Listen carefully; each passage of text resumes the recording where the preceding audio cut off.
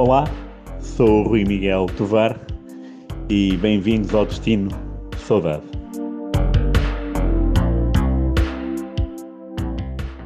Chegamos ao episódio 62 do Destino de Saudade, ou então o segundo episódio da segunda temporada. Não está na Netflix, só mesmo no 00. Ruizinho. É uma boa plataforma também. Muito bem-vindo. Bom dia. Com a tua camisola de França. Que jogo? 2000? França e Itália, final do Europeu. 2 de julho de 2000. O único dia que a Itália joga o ataque e perde. Esse jogo deixou-te triste, não foi? Pô, sim. Esquece. Sempre gostei muito da Itália. Rapazes. E sobretudo do Maldini. Paulo Maldini. E ele teve uma carreira brilhante no Milan. Ganhou tudo. Quer dizer, não ganhou taça UEFA nem taça das taças porque não jogava. Mas depois na seleção perdeu a final do Mundial 94 e perdeu esta final do Euro 2000. Portanto, perdeu estas. Grande Paulo Maldini. Perdeu a hipótese de tornar o currículo muito mais generoso. Brasil no Mundial foi penaltis. Isto não foi penalti, mas foi mais doloroso, imagino eu, porque foi gol de ouro, né? O Viltorre empatou no último minuto, né? No último minuto para lá. Sylvain Viltorre, para lá dos descontos. Aliás, nos descontos. Numa jogada que começou no Barretés. Mas lembro que a Itália neste europeu jogou assim. Fez uma meia-final de levar as mãos à cabeça porque foi com a Holanda. A Holanda tinha vencido 6-1 o Jugoslávia com o hat-trick do Kluivert. Estava em grande forma a jogar em casa. E de repente a meia-final é de sentido único. A Holanda falha 2 penaltis durante o jogo. E o Toldo faz uma exibição das dele. Aliás, os guarda-redes italianos, quando fazem exibições boas, são... Aliás, eu fiquei em casa dele naquelas vezes, precisamente por causa dessa exibição ainda. Pois, exato. E a Itália passa nos penaltis. Portanto, a Holanda, para além de falhar 2 durante o jogo, também falha no desempate. E depois, na final, podia ser Itália e Portugal. É Itália e França. A França passa um pouco ao lado do jogo durante grandes pedaços de tempo. Aliás, aconteceu agora no Mundial do Qatar também. A França só acordou para a vida ao minuto 70. E a Itália parecia que tinha o jogo controlado. Uma equipa que tinha o Totti. Quer dizer, tinha Totti e Del Piero, mas o Totti estava numa forma interessante. Tinha marcado nos quartos de final à Roménia, se não me engano. Num jogo em que o Vítor Pereira expulsou o Hagi e foi a despedida internacional do Hagi. A Roménia que tinha ficado no nosso grupo, de Portugal, na fase grupos da fase final e na fase grupos da qualificação. Caiu-nos o brinde 2 vezes. O gol da Itália foi do Del Vecchio, até um nome insuspeito no meio de tantos... Roma, não é? Marco Del Vecchio. E depois a França, foi uma... que era campeã mundial em título, de facto, que tinha eliminado a Espanha nos quartos de final, em que o Raul falhou um penalti, não posso dizer para que foi no último minuto, mas falhou um penalti, a bola muito por cima da trave, que conseguiu o apuramento para a final de virada com Portugal, com aquele penalti de gol de ouro do Zidane. Repetiu a proeza, mas agora de bola corrida, que é um gol do Trezeguet. E a fotografia está muito na minha cabeça, o corpo do Trezeguet totalmente inclinado para um lado e a bola vai para o outro. E o Toldo totalmente desamparado. Foi um final muito, muito triste e inglório para a Itália, se olharmos para esse jogo. Lembro que a Itália fez um jogo muito interessante e diferente daquilo que nos estava a habituar. O treinador era o Zoff, um treinador que veio buscar o Rui Barros ao Porto para as Juventus em 88. E aproveito para um pequeno parênteses para dizer, leiam por favor a entrevista do Rui Miguel Tovar ao Rui Barros, porque é maravilhosa, no espaço Barrilete Cósmico do 00. É maravilhoso ler o pensamento do Ruizinho Barros, neste caso. Engraçado, sim, tem uma carreira incrível, impressionante. Muito incrível mesmo. Como é que é possível um homem que é emprestado, que vinha em Varzim, sobe 2 vezes seguida de divisão e depois joga um ano no Porto. para ir para as Juventus. E depois, agora, Mónaco, Marselha. Tem muitas passagens inesquecíveis. Mas aquela simplicidade dele a dizer, pronto, naquela manhã ainda tomei meia leite em casa dos meus pais e depois fui para as Juventus. É assim uma coisa, pá. Também preocupado. É incrível. Vais para tão longe. Isso também dá para explicar que 88, de facto, a Turim era quase inalcançável, não é? Sim. E do facto do Luís César, então secretário técnico do Porto, uma figura também... Sim, venerável. Sim, com muitos anos de casa. Com uma memória... Ligar duas vezes para o café. O café da freguesia, não é? Do Sr. Carvalho. Da freguesia. E o Rui Barros ir lá, tipo... Olha, tens uma reunião no Hotel Sheraton. É impressionante isto. Já sei o que é agora. É lindo. Contar isto a uma pessoa agora. Eu acho que o Zé, que é um bocadinho mais novo do que nós, não acha que o Rui Barros está a mentir, mas nós sabemos que não. Sabemos que não. E a tua camisola? Já falámos da minha. A tua? Olha, Rui. É mítica, pá. Super Deport. Por acaso, esta pertencia de Jalminha, mas hoje trouxe-a porque, como homenagem ao Bebeto, ao meu grande amigo Bebeto. Pá, gosto mesmo muito dele. Acho que ele também tem simpatia por mim. Conheci-o em 2016. Quem não tem? Só que o Bebeto por ti. É a prova. O Bebeto não sei, mas por ti, quem não tem? Eu sei, mas não posso revelar aqui nomes. Mas o Bebeto, de facto, é a prova de que vale a pena conhecer um herói. Ou vale a pena conhecer os heróis. Há muito aquela ideia de que é melhor não conhecermos porque senão vamos ficar desiludidos. Não, no caso do Bebeto foi o oposto. Radicalmente oposto. Depois de o conhecer no Rio de Janeiro, nos Jogos Olímpicos, em casa dele, ele abriu uma porta de casa dele e tratou-me como se fosse da família. Mantivemos uma amizade enorme até hoje, já lá vão 7 anos, e ele visitou o 0-0 a semana passada, aproveitando uma passagem dele aqui pelo Porto. Fomos almoçar, almoço fantástico, também ali na Foz do Douro, com muitas histórias do Bebeto, porque é de facto incrível a simpatia que ele tem. Pai do Mateus Oliveira. Ele depois foi ver o Porto Farense. O Mateus ia jogar no Estádio do Dragão, e entre o almoço e o jogo deu um saltinho aqui ao 0-0 para conhecer as nossas espetaculares instalações. Ficou deslumbrado, evidentemente. Ficou deslumbrado. E distribuiu simpatia por quem cá estava nessa tarde. Portanto, como agradecimento pela visita simpática ao 0-0, hoje temos aqui o Super Deport representado. E pousou ao lado da foto do gol dele à Holanda. Do embalo. Do embalar o Mateus. Gol do embalo. Pois é engraçado ouvi-lo falar sobre esse gol, porque ele diz, caramba, eu fiz tantos golos melhores do que esse, mas pronto, toda a gente me fala dele, e eu pronto, é de facto o simbolismo da coisa e tal. Claro. Mas ele diz que o melhor golo dele, ou dos melhores pelo menos, é um pontapé em vôlei à Argentina, acho que é na Copa América. Okay. Ele depois mostrou-me no YouTube, no telemóvel dele, esse golo, e depois tem que ver com mais calma. Eu acho que é na Copa América de 91, mas vou pesquisar depois com mais rigor. Portanto, de um lado França, do outro Deportivo da Corunha, para chegarmos onde, Rui? É só uma média em festa. Onde eu nunca estive, mas tu já. Leve-te lá hoje, se quiseres. Vamos a isso. Sabes que sou uma média em festa, passei por lá centenas de vezes, porque entre a casa dos meus pais e a casa da minha avó paterna, portanto estamos a falar Guifões, em Matosinhos, Milhairós, na Maia, o caminho para lá era por São Médio em Festa. Espetáculo. Portanto eu passava lá semanalmente, pelo menos. Sim.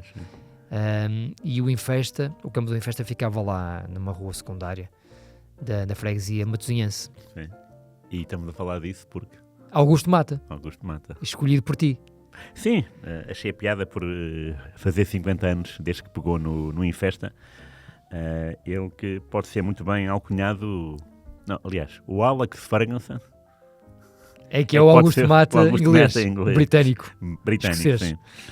Ele teve 29 anos no Infesta, não é? 29 anos, 29, é incrível. É impressionante. E é muito interessante, mas tu é que vais tomar a palavra agora, porque tu entrevistaste-o a propósito de uma eliminatória da Taça. Pronto, até para te passar a bola, e depois falarás sobre isso. Eu estava a começar a trabalhar a full time, em Fortesporto.pt. Eu pensava que era no Matosinhos hoje, mas não, depois pela data vi que foi para a Fortesporto. E o Infesta jogou contra o Benfica para a Taça de Portugal. em novembro de 2001, e eu tive o privilégio de conhecer e entrevistar o Augusto Mata na altura. E, portanto, é aquilo tudo que estás a imaginar. Afável, simpático, paciente, com montes de histórias para contar. Claro, imagino. Não estivesse ele 29 anos à frente do Infesta. De um clube, é mágico. E, portanto, um grande senhor do nosso futebol que, infelizmente, nunca chegou ao escalão maior. Pô, não. Dedicou a sua vida ao seu amor, ao Infesta. Nunca chegou, mas a preparação para este episódio fez-me ler algumas entrevistas dele, sobretudo dos anos 90, quando ele estava no auge, e foi curioso verificar que ele teve um convite do Salgueiros. Só que, entretanto, o Salgueiros optou pelo Carlos Manuel, e, na verdade, o Carlos Manuel fez um trabalho engraçado no Salgueiros. E lembro-me de... Antes de ir para o Sporting, não é? Depois vai para o Sporting. Sim, é. E lembro-me que o Carlos Manuel ganhou ao Porto, nas Antas, e em Lisboa, não sei se ganhou ao Sporting ou ao Benfica, mas foi assim, em menos de um mês, ganhou esses 2 jogos. E claro, retirou daí os seus dividendos e depois foi para o Sporting, onde já tinha jogado e sido capitão, na altura do Jorge Gonçalves e do Raul Águas como treinador, que falámos há uma semana. Lembras-te quem é que o acompanhou? O Renato e o Leão. Claro, então não me lembro. Muito bem. Portanto, finalmente o Sporting teve um jogador à sua imagem, o Leão. O Leão, que hoje em dia é treinador do Padroense. Não sabia. Onde também trabalhou o Augusto Mata. Espetacular. Pronto. Para fechar o círculo, o Augusto Mata, depois estava aqui a ver, ele sai do Infesta, que é uma heresia, não é? Augusto Mata sai do Infesta, em 2003, e depois faz aqui 1, 2, 3, 4, 5, 6, 7, 8, 10 anos no Padroense. Bolas. Pois, eu tinha dito que ele tinha passado pelo Padroense, pois. Mas esteve lá 10 anos. É um homem fiel. Já não se usa. E eu tenho profunda admiração por homens que são fiéis às causas que abraçam. Às causas, porque isto não é uma equipa de topo. Não, isto é uma causa. O Infesta é uma causa, como o Padroense é uma causa. Ele pegou no Infesta nos anos 70 e o Infesta ele estava a treinar os 73. Ele estava a treinar os Júniores de Leixões e foi convidado para treinar o Infesta. Estava no último escalão distrital. E quando sai, está na segunda B. Ou seja, subiu 5 vezes divisão, nunca desceu. Portanto, ele tem 2 armas, não é? Tem 2 argumentos. Subi 5 vezes divisão e nunca desceu. Com um plantel amador, ele próprio diz isso. Estamos a falar de uma altura em que a segunda divisão era houve uma altura que foi 2 zonas. Depois, em 76, 77, passou a ser de 3 zonas. Zona Norte, Zona Centro. Zona Centro e Zona Sul. E o primeiro campeão até foi o Marítimo. O primeiro campeão da liguilha entre os vencedores. Portanto, o Infesta, quando apanha a segunda divisão, já é 3 zonas e sobe só 1. Em 18 ou 20. É muito difícil, de facto. Muito difícil. Muito competitivo. E depois entrou a segunda divisão B e a segunda de honra. Portanto, o Infesta, obviamente, nunca teve o prazer de jogar na primeira divisão, mas competiu com o Porto na Taça Portugal, competiu com o Benfica na Taça Portugal e chegou aos 8avos de final da Taça, eliminado pelo Boa Vista. E tudo, Augusto Mata. Isto é muito bom. Muito bom. O Augusto Mata foi jogador de futebol, jogou no Leixões e no União de Tomar. E no Leixões jogou contra o Benfica do Eusébio. Do Eusébio não, do e com o Eusébio em campo. Ele até se disse que joguei com o Eusébio. É engraçado. Não quis seguir o futebol. E então, porque ele era torneiro mecânico. Muitos jogadores tinham estas profissões. E eu vou-te dar aqui uma novidade, já agora. Diz. Descobri, enquanto estamos a falar, esta tornearia sim. que ainda está aberta. Portanto, é do filho. É o filho, do filho? O filho é que está à frente. É. Augusto Mata Unipessoal Limitada. Em Minheiros, lá está. É terra da minha avó paterna. Foi. Do meu pai, no fundo. Sim. Da minha avó. Dos meus avós paternos. Ele mantém essa. É do filho. É o filho que está à frente do negócio. Achei. Aliás, é a primeira coisa que aparece no Google. Antes de aparecer no 00, curiosamente. Portanto, a tornearia Augusto Mata Unipessoal Limitada. Espero que esteja lá no currículo. Exatamente. Há quantos anos ele está a trabalhar lá? Não troca esta tornearia por nada. Por nenhuma tornearia. Por nada. É uma figura e o curioso é que é pouco falada. Devia ser muito mais falada. É uma personagem maravilhosa. E quando vi esta coincidência, cronológica, de 73 para 2023, achei oportuno falar. Já vai meio século e ele teve mais de metade desse meio século a treinar o Infesta. Ele treinou pais e filhos, que também é outra medalha que ele tem, e treinou futuros internacionais. Tavares, Chico Fonseca e o Romeu, o avançado Romeu, foi treinado por ele. Muito bom. Não sei se o Romeu começou no Infesta. O Romeu que depois passou pelo Porto e Vitória de Guimarães. Sim. E que resolveu um Suécia 2, Portugal 3. E havia um rapaz que na altura que vai com o Tavares para o Porto, porque o Tavares vai do Infesta para o Porto, diretamente. E quem o acompanha é um rapaz chamado Cândido, que era muito bom jogador. Portanto, estamos aqui a falar do universo quase da AF Porto, claro. Não é? Muito circunscrito aqui à região. Claro. E toda a gente falava do Cândido. E curiosamente, quem teve mais sucesso foi o Tavares. Claramente, sim. Foi o Tavares. Boa Vista, Benfica e Europeu 96. Ele jogou no Europeu 96. Eu até vou tentar, enquanto tu falas... Era ele e o Paulo Sousa, não era? Era ele e o Paulo Sousa. Também havia o Oceano. Exatamente. Mas o Tavares fez minutos no Europeu. Fez minutos. Portanto, é uma carreira muito bonita. Eu vou tentar descobrir aqui o Cândido enquanto tu falas, para ver o que é feito desse Cândido, porque me remete muito para esse Infesta bom do Augusto Mata. Pois, o Cândido, não, o único Cândido que me lembro é aquele guarda-redes de Vitória. Cândido Rego. Cândido Rego, nem mais. Que um dia defendeu um penalti do Domingos, num 2-2 na primeira jornada da primeira divisão. Também me lembro disso. És o maior. Não, pai, foi estreia de quem? Foi estreia do... não sei se foi o início de um campeonato, não sei se foi o Oliveira, talvez tenha sido o Oliveira com o Jardel no banco. Mas tem estes jogadores, de facto, Tavares, Romeu, e é interessante porque muitas vezes não vamos às origens. Na semana passada vasculhámos o passado do Raul Águas e tivemos aquela descoberta de Figo e João Vieira Pinto, não é? Quem lança esses dois jogadores? É curioso. É claro, para mim foi uma surpresa, até, quer dizer, depois de ler, lembrei-me, mas o Raul Águas Sporting para mim foi uma surpresa quando tu falas. Sim. Entretanto, descobri o Cândido. Já? Descobri o Cândido. Eu vou-te passar o Cândido que brilha no Infesta, como com o Tavares, e depois é contratado pelo Porto e é emprestado logo a seguir ao Académico de Viseu e faz uma carreira, de facto, estranha. Águeda, Mielhada, Maia, Espinho, Ovarense, Sanjoanense, Santa Clara, Vianense, Canelas, Lourosa, Dragões Sandinenses, Lixa, Rio Tinto e Lourosa. Acaba no Lourosa em 2008. Daqui a bocado tem mais clubes que o João Peixe. Meu Deus, pá. Calma lá. Calma lá, temos que reescrever a história do jogador com mais clubes. Pá, o futebol tem isto, não é? O Cândido era muito bom jogador. Eles saíram que é 90, 91? 90. Saem no verão de 90 para o Porto. E fazem a pré-época. Quem é que tinha esse plantel já agora? No Infesta ou do Porto? Não, no Infesta. Para ver se há outros nomes assim curiosos. Ora, vamos lá. Treinador Augusto Mata, 2ª Divisão Nacional. Fazem 4 jogos na Taça de Portugal. Guarda-redes Mário Jorge e Costa. Lateral direito Chico Fonseca. Olha, vês? Basta. Kim Galego, Paulo Oliveira, Ocante, Alfredo, Gonçalo e Cunha. Meio campo Luís Miguel Silva, Souzé, Loureiro, Sérgio Nora, que é um jogador mítico no Infesta. É sério? Okay. Joaquim Geriante, Carlitos, outro jogador mítico do Infesta. Cândido, Álvaro, Manuel António e o Tavares.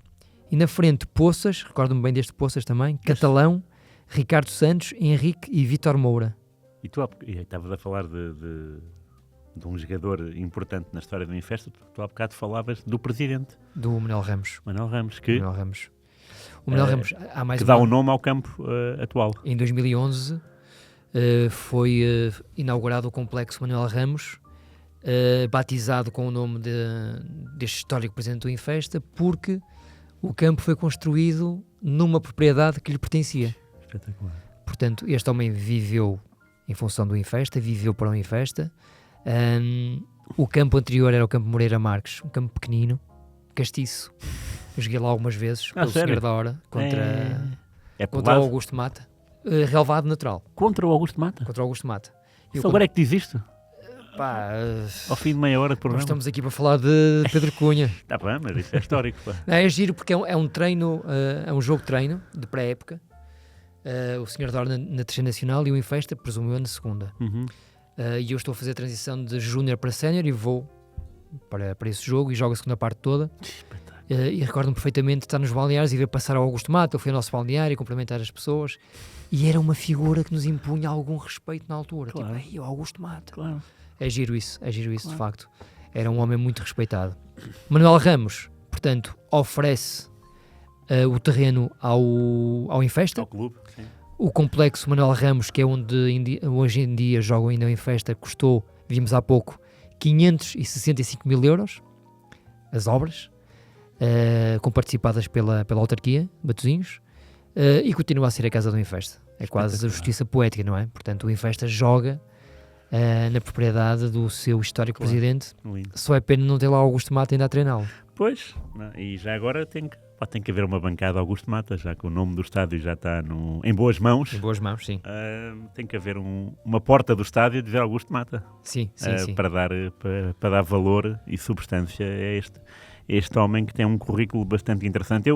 Eu já o conhecia, através de reportagens televisivas e escritas do Augusto Mata. É um nome que me é familiar desde os anos 90, primeiro porque sempre que o Porto ou o Benfica jogavam lá, jogaram uma vez cada, o Porto foi nas Antas e o Benfica foi em Maia. Na Maia, sim. Porque o campo não tinha condições. Pois, claro. Mesmo aos olhos dos anos 90, não teria condições para receber tanta gente. Era mesmo muito pequenino o campo. Isso acabou nos anos 80. Pois, é isso. Eu acho que o campo ainda existe. Até havemos de lá passar. Jogar. Passar não, jogar. Passar e ir a jogar. Provavelmente aproveitado pelas camadas jovens do Infesta. Sim. Mas já não vou lá há muitos anos, portanto temos aí um bom programinha. Vamos a isso. Mas lembro-me desse nome e depois, se vasculharmos a história, é muito interessante, porque às vezes, muitas vezes, falamos de tantos nomes tão pouco interessantes e esquecemos destas figuras que podem ser regionais, não é o caso, porque estamos a falar de um recorde nacional, não é? 29 anos num clube, quem é que fica? Depois mais 10 no outro, também foi surpreendente para mim. Claro. E com um passado futebolístico, não quis saber do futebol, porque de facto naquela altura ter uma profissão era mais válida, era mais económica, era mais rentável e dava segurança social, não é? A segurança social no futebol só apareceu em 72 com o sindicato. Antes disso, não havia. Ou melhor, havia, mas os clubes, mais os dirigentes, porque o clube não faz nada, é uma entidade, não é? Mas os dirigentes que estavam nesses clubes enganavam os jogadores. Eu tenho imensos casos de jogadores dos anos 70 que não têm a sua situação da segurança social resolvida. Sei mesmo de casos que já me falaram, se eu conheço advogados para falar com os clubes, para emitir uma carta a dizer que este jogador teve no clube X, na época Y, para enviar para a Segurança Social para ver se retira de algum dividendo. Sim. Portanto, pelos descontos que teriam feito na altura. Claro, e que os jogadores ficavam com esses descontos. Aliás, o Zé Torres, que é do Benfica, do Vitória, do Estoril, foi altamente prejudicado. Ia dizer outra palavra mais feia, mas sim, prejudicado parece-me ser para este programa. Podias ter dito roubado, porque no fundo também Era isso. É mesmo isso. Foi roubado pelos clubes, do Benfica. Portanto, havia pessoas que ficavam com o dinheiro dos jogadores, que era suposto ser para a Segurança Social. Claro que na altura, e o que me dizem, é que a maioria dos jogadores, se recebia luvas, era na mão, não é? Ou se recebia o ordenado, era na mão. E pronto, e não estavam ligados a Segurança Social, a descontos, sim, que é isto, não é? Isso era uma prática comum em Portugal, não só no futebol. Claro, sim. Eu estou à vontade para dizer isso porque o meu avô tinha uma empresa e depois nos anos 90, quando nós falávamos sobre essas coisas, ele dizia, mas toda a gente fazia assim. Pois. O pagamento, portanto, por baixo da mesa, não é? Claro. Tu recebes oficialmente 500 escudos, mas depois tens portado bem e dou-te mais 100 pelo teu bom comportamento. Pois. E na altura esse comportamento não era visto de uma forma maligna. Claro. Era um comportamento normal aos olhos do conhecimento da época. Mas se havia pessoas que eram justas, /honestas, tudo bem. O problema é que havia muita desonestidade. Aproveitamento do mais frágil. Pronto. Que é o que mais nos revolta, não é? Sim. Portanto, como é que chama? Não é a renda, a reforma do Torres. Reforma. Muito curta. Do Bento. Muito curta. Quanto menos descontos tu fazes, pior reforma vais ter no futuro. Tu imagina. E já na altura era essa a lógica. Portanto, é interessante falar de uma pessoa que lá está, optou pela carreira profissional, tornando mecânico. Imagino eu a pensar que se iria afastar do futebol e, no fundo, em 73, reentra para os holofotes e fica tanto tempo num clube, e ainda por cima num clube da classe média da Associação de Futebol do Porto, e tanto tempo. Portanto, é muito interessante falar dele, do seu passado.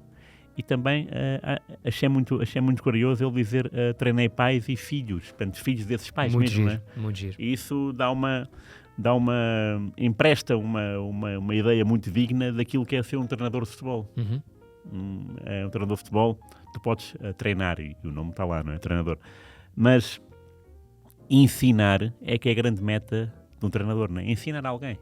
Ensinar pais e filhos deve ser extremamente valoroso. Imagina um professor na escola, claro que sim. Mas um treinador é outra coisa, porque é preciso que o filho siga o pai e que o treinador esteja lá também. E o Augusto Mata teve essa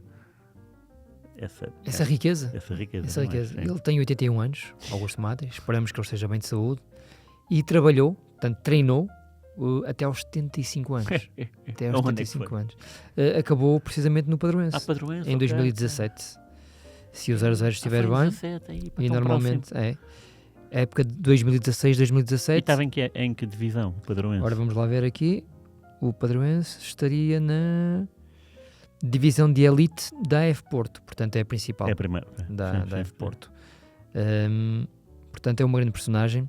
Nós queríamos muito falar sobre o Augusto Mata, porque é de facto, no bom sentido, um dinossauro do nosso futebol, um monstro do nosso futebol, que não tem o reconhecimento que seria devido. Não é falado, não é? E quando foi falado naquele tempo, lá está, era falado porque o sorteio da taça implicava um grande, e então as pessoas iam buscar esse nome e essa memória. Pronto, de mal ou menos, ao menos temos o registro das imagens televisivas, sobretudo da RTP, do início dos anos 90, e temos a memória das entrevistas que aqui na região do Porto se fizeram a respeito dele, nessas ocasiões ou noutras, porque lá está, o Infesta subiu 5 vezes, portanto, há relatos, há entrevistas desses momentos felizes, e nunca descer é de qualidade, não é? É de valor. Com um plantel amador, que é aquilo que ele diz. A equipa trabalhava de dia e ao fim da tarde ia treinar. É de valor. E lançou muitos nomes interessantes Tavares, para o nosso futebol. Por estar no europeu, terá sido mais alto. Sim, era 96. O grande José Tavares. É uma medalha. Sr. Rui, vamos avançar para o Domingo Esportivo, porque vamos manter a linha, não é? Vamos a isso. Domingo Desportivo. Ruizinho, depois do Alex Ferguson português, temos o Augusto Mata escocês. Sim, podia, obviamente é o primeiro nome que, quando me falam em longevidade, é o primeiro nome que me vai à cabeça. Augusto Mata. Alex Ferguson. Não apanhei, não me lembro de o apanhar no início da carreira, foi em novembro de 86. Estou a falar do Manchester United. Ele teve muitos anos no Aberdeen, ganhou a Taça das Taças em 83 ao Real Madrid, 2-1.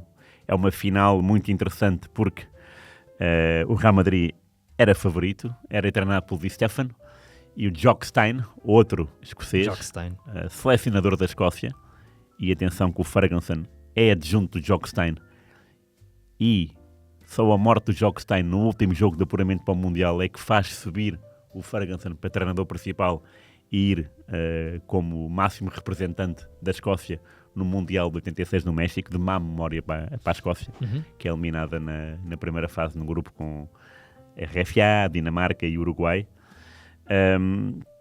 Mas dizia eu, o Jokstein aconselha o Ferguson a dar uma garrafa de whisky na véspera ao Di Stefano. Numa de simpatia. Muito bom. E isso amoleceu, numa tentativa de amolecer o Di Stefano, não é? E de entregar ainda mais o favoritismo ao Real Madrid, para depois de atacar nas costas. E de facto, o Aberdeen ganhou 2-1. E, na época seguinte, o Aberdeen é eliminado pelo Porto, com o tal gol do Vermelhinho, lá, em Aberdeen. Nevoeiro de Aberdeen. Nevoeiro de Aberdeen. O famoso nevoeiro de Aberdeen. E que permite a qualificação para o Porto, a qualificação do Porto para a primeira final europeia, 84. Portanto, aí é quando começa o Alex Ferguson a dizer-nos alguma coisa, a Portugal. Mas é indiscutivelmente quando ele pega no Manchester United, a meio da época, muito cedo já, aliás, muito cedo ainda, em novembro de 86, ele pega portanto, depois do desastre mundial. Tu já viste o documentário sobre o Alex Ferguson? Não, onde é que está? Eu creio que está passa por usar na Netflix. Opa, espetáculo. Creio que sim. Okay. Netflix ou outra plataforma do género. Além, obviamente, do livro. O livro também é. Não, eu tenho dois livros. Explica muito bem essa transferência para o United. Na altura visto quase como uma loucura, porque o United estava uma casa a arder. E ele é um bocadinho levado pela ambição natural de querer fazer alguma coisa de jeito. Já viste o que ele fez? Pô. Exatamente. Só que ele fica a perder para o Augusto Mata numa questão. Longevidade. O Augusto Mata faz 29 épocas, ele faz 27. Cá está. Pois é. Eu lembro-me que o último jogo dele no United é um 5-5. Deviam ter feito um jogo amigável em festa Manchester United, mas no Moreira Marques, Campo Moreira Marques. E que fosse 5-5 outra vez. Exatamente. Muito bom. Com 5 golos do Catalão, que foi o nome que mais me soou naquele infesta do Tavares e do Cândido. Giro. Mas é isso. Portanto, o Ferguson depois apanha muitos jogadores interessantes, para além dos nossos, Cristiano Ronaldo, Nani, Bebé. Ele é enganado no negócio Bebé, claramente. Mas fica a ganhar com os dois, com o Ronaldo e Nani. Sim. E o Ronaldo, ele de facto potencializou o Ronaldo até mais, até para lá do limite. O Ronaldo torna-se um goleador com ele.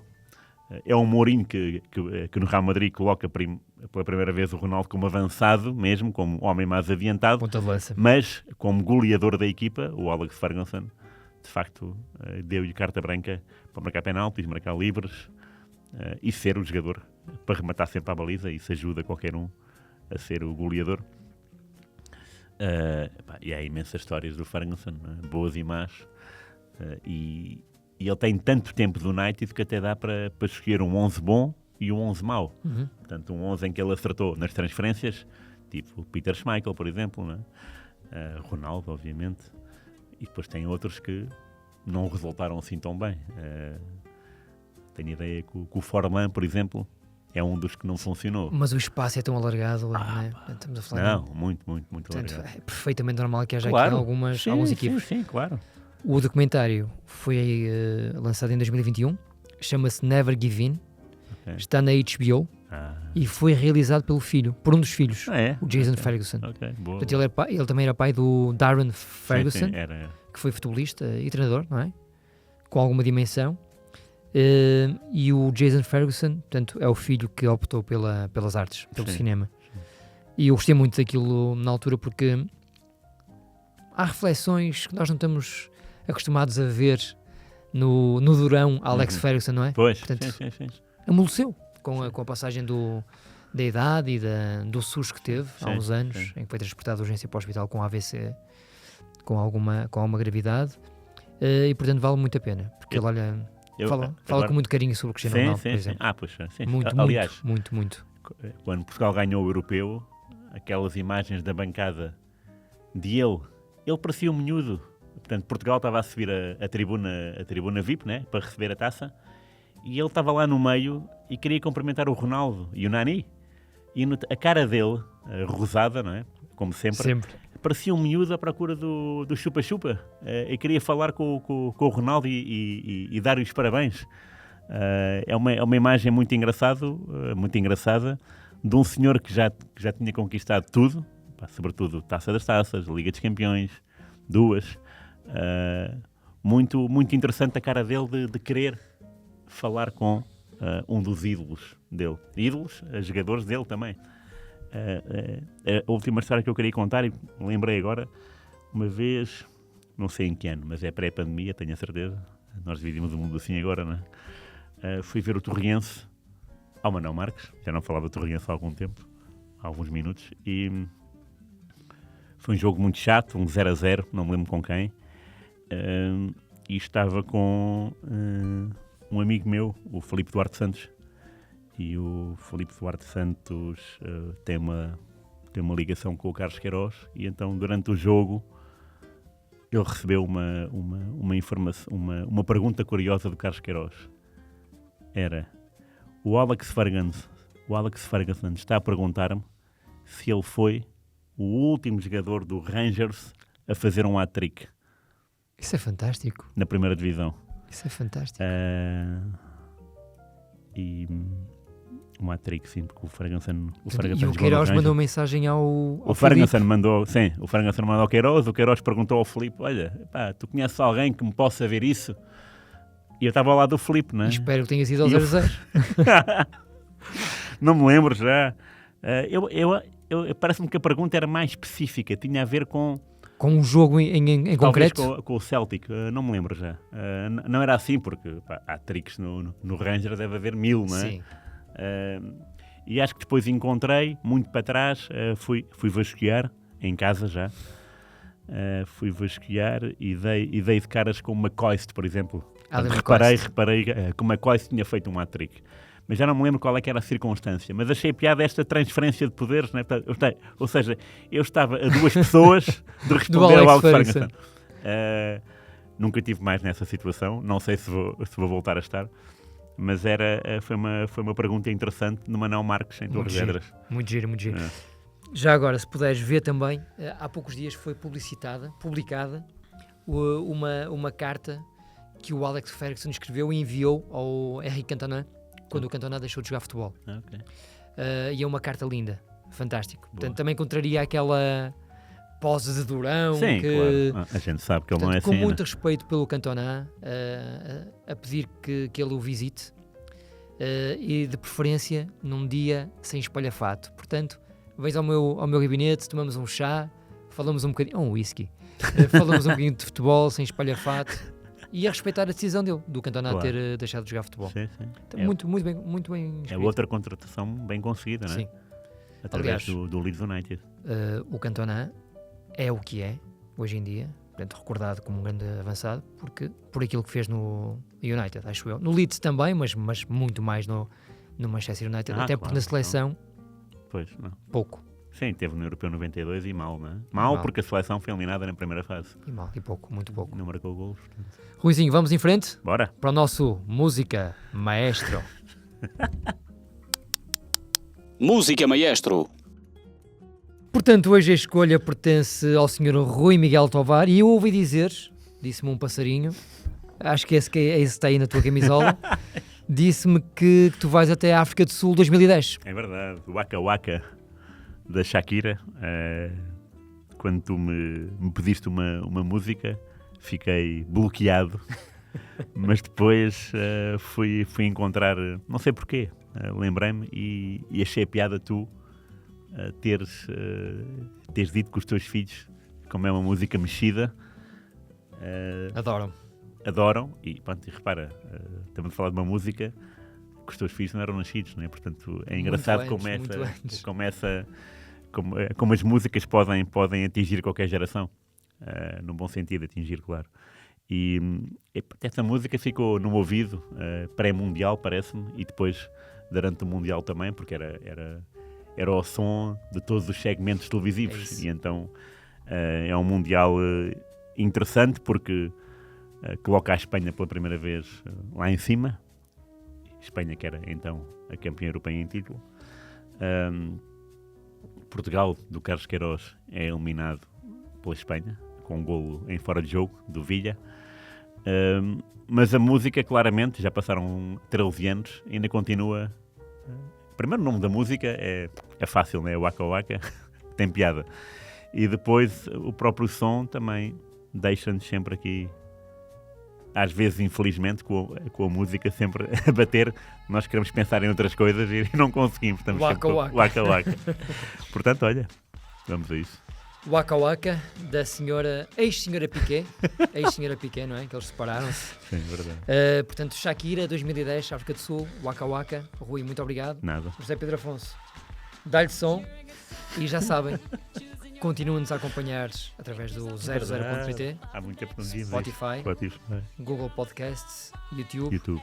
Deixem-nos os vossos comentários, Também. sugestões, recomendações. Isto tem piada porque achamos nós, é uma comunidade. E se quiserem organizar um mini torneio em festa, bora lá. Vamos lá. Sou uma média em festa. Waka Waka, Shakira. Pois é, um grande abraço, até para a semana. Obrigado, abraço. 'Cause this is Africa. Samina, mina, waka waka, samina, mina, saca de gua. This time for Africa.